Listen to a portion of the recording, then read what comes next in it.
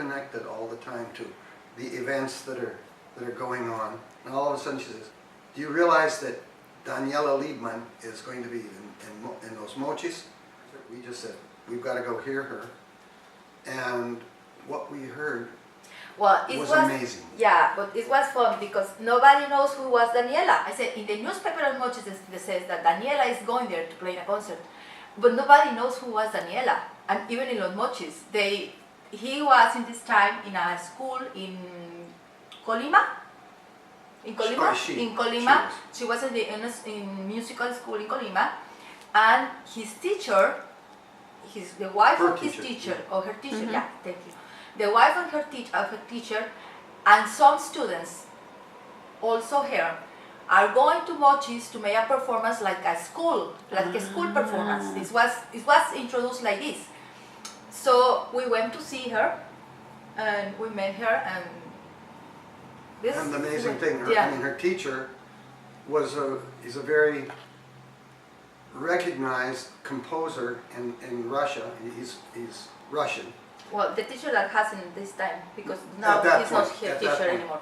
And his wife his wife was also a student, and they played on this recital, and then Daniela also played, and it was amazing. She was better than they were. Yeah.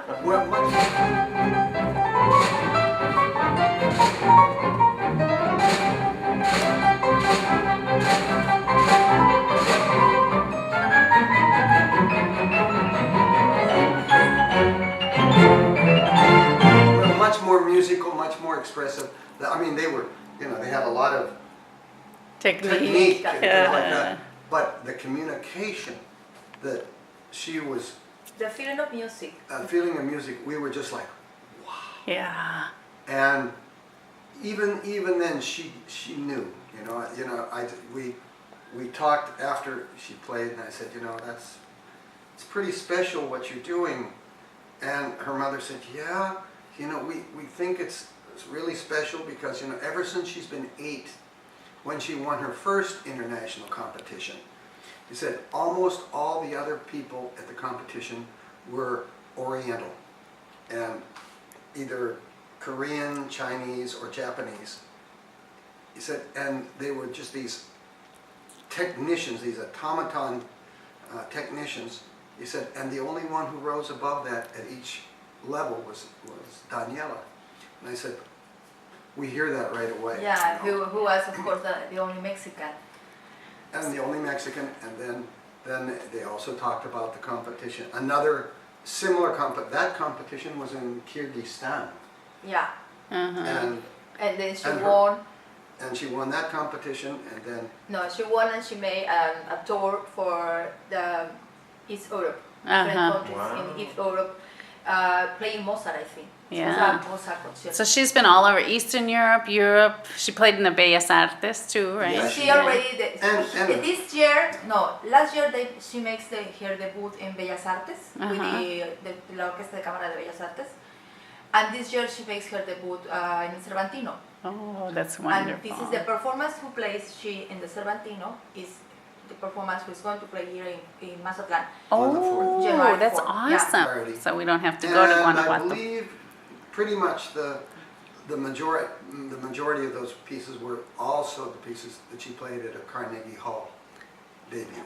Wow, right here. Yeah, Yeah, right. And in the Ángeles Peralta. Fortunately, because of that connection in Mazatlan, and then also I invited her to come and play with the Orquesta Sinfónica Sinaloa de las Artes, and at that point we got to know her father as well as the mother, and so we have a really nice personal communication and relation with him, and admiration, I should say, for how they are take care of their girl. They're taking care of her.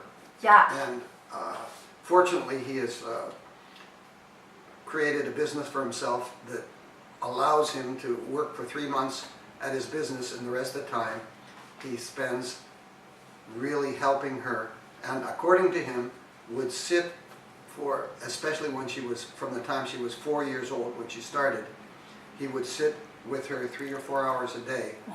and help her practice. And And the father's U.S. American. he's U.S. and American, mom is graduate of Eastman School of Music, and studied with one of the real virtuosos of the violin. But, you know, one of these stories where he said, well, if you get to the top of the orchestra ladder, for him it wasn't going to be a living that he wanted to have for himself. And He must have known he was going to have a child prodigy. who knows where it went, but he's it's an amazing unit, an amazing family unit. And mom is Tapatia, you said, from Yeah. Guadalajara. Yeah, but they are just involved in the girl. They're taking care of her.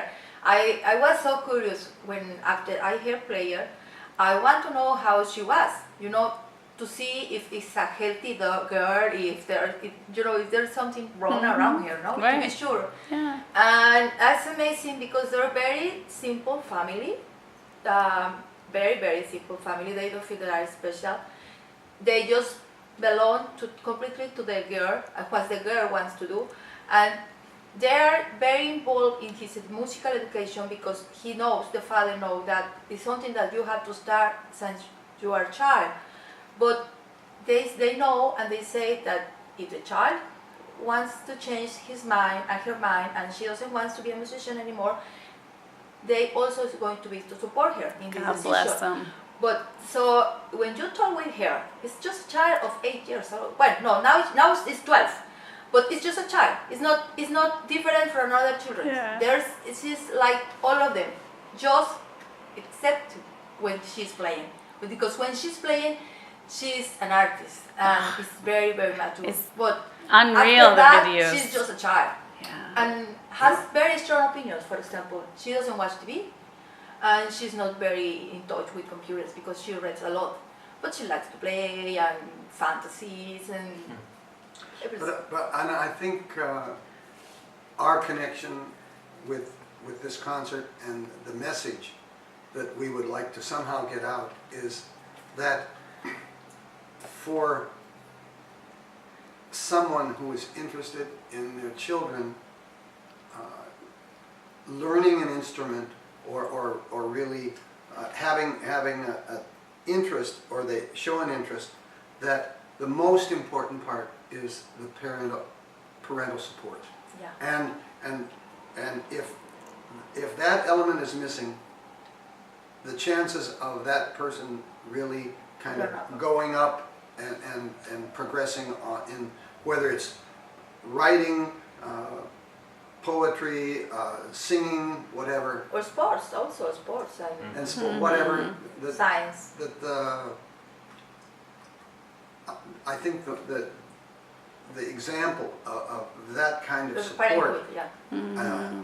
almost single-minded support, produces the kind of results that we're going to hear at this. But really, it sounds like for Mazatlan, we're getting an opportunity to see a 12-year-old prodigy who's That's already right. been on the world stage, That's who right. has more world stage appearances in front of her, and we're just blessed that she lives in Guadalajara. And Yeah. and we have and that they're happy to come here for a song as compared to what Yeah. she's right at the moment where she has international representation and She can play wherever she wants now. she can play where she wants. She's right now in kind of a holding pattern because her new teacher has said focus on learning and maturing, and they're actually not taking very many concert performances. So we're almost, this will be one of the last performances she'll do until like a year from now. Wow. So And somebody who wants to come can pay 200 pesos to hear her play. and Yeah. to get this wonderful opportunity. Yeah, that's And remember that, because I'm sure that is something that is going to remember forever. yeah, Because it's she's amazing. yeah. 10 years from now, we're going to say, wow, she was. She was here. She was here, we Yeah. saw her Yeah. win. Yeah. Because you said if she continues with this, you could see her winning the Tchaikovsky. Yes, I can. Yeah. I think it's, and there's other international competitions. There's a Leventhrid competition, the Van Cliburn competition. I think her chances are excellent for that.